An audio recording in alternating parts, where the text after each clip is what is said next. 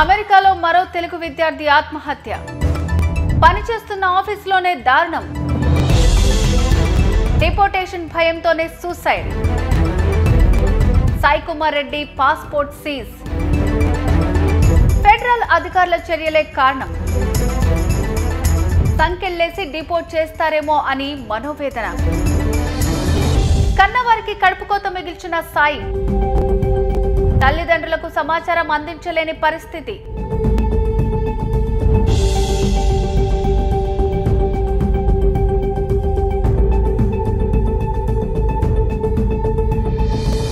ఉన్నత చదువుల కోసం అమెరికాకు వెళ్లిన మరో తెలుగు విద్యార్థి ఆత్మహత్య చేసుకుని చనిపోయాడు. గత కొన్ని రోజులుగా అమెరికాలో నెలకొన్న పరిస్థితుల వల్లే ఆ తెలుగు విద్యార్థి ఆత్మహత్య చేసుకున్నట్లు తెలుస్తోంది.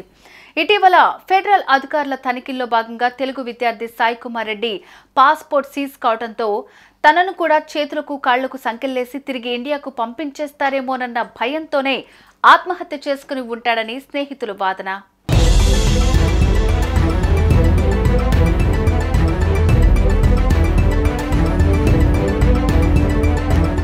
ఉన్నత చదువుల కోసమని ఖండాలు దాటి విదేశాలకు వెళ్తున్న విద్యార్థులు చాలా మంది తాము అనుకున్న లక్ష్యాలను చేరుతూ కన్నవారికి పుట్టిన ఊరికి గర్వకారణంగా నిలుస్తున్నారు. అయితే కొంతమంది విద్యార్థులు మాత్రం రకరకాల కారణాలతో ప్రాణాలు కోల్పోతున్నారు. రకరకాల భయాలతో దేశం కాని దేశంలో ఆత్మహత్యలు చేసుకుని ప్రాణాలు తీసుకుంటూ కన్నవారికి కడుపుకోత మిగులుస్తున్నారు. ఈ క్రమంలో మరో తెలుగు విద్యార్థి ఆత్మహత్య చేసుకున్నాడు. అమెరికాలోని న్యూయార్క్కు వెళ్లిన సాయి కుమార్ రెడ్డి అనే తెలుగు విద్యార్థి ఆత్మహత్య చేసుకున్నాడు.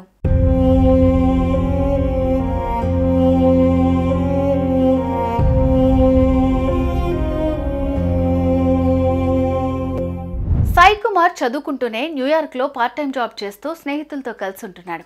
ఇటీవల ఫెడరల్ అధికారుల తనిఖీల్లో భాగంగా సాయి కుమార్ రెడ్డి పాస్పోర్ట్ను సీజ్ చేశారు. దీంతో ఆందోళనకు గురైన యువకుడు తనను ఏం చేస్తారో, ఇంటికి వెళ్లలేనేమో అన్న భయంతో కఠిన నిర్ణయం తీసుకున్నాడు. క్షణికావేశంలో తాను పార్ట్ టైం జాబ్ చేస్తున్న ఆఫీస్లోనే సూసైడ్ చేసుకున్నాడు. సాయి కుమార్ ఆత్మహత్య గురించి కుటుంబ సభ్యులకు కూడా సమాచారం అందకపోవడంతో సాయి కుమార్తో ఉంటున్న స్నేహితులు అమెరికా నుంచి తెలుగు మీడియా ఛానళ్లకు సమాచారం అందించారు. తమ దగ్గర సాయి కుమార్ కుటుంబ సభ్యుల వివరాలు లేకపోవడంతో ఆత్మహత్య విషయం వారికి చేరవేయలేకపోయినట్లు చెప్తున్నారు.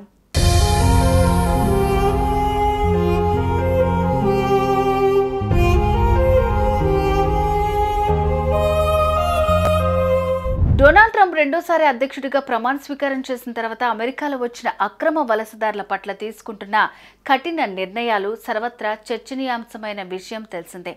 ఇందులో భాగంగానే అక్రమ వలసదారులను దారుణంగా సంకెళ్లేసి స్వదేశాలకు పంపిస్తున్న ఘటనలు తీవ్ర చర్చకు దారితీస్తున్నాయి. ఈ క్రమంలోనే 2 రోజుల క్రితం అమెరికా నుంచి 100 మందికి పైగా భారతీయులను అమృత్సర్కు తిప్పి పంపించారు. అయితే మరో 18,000 మంది భారతీయులను అక్రమ వలసదారులుగా గుర్తించినట్టు అమెరికా మీడియాలో కథనాలు వెలువడుతున్నాయి.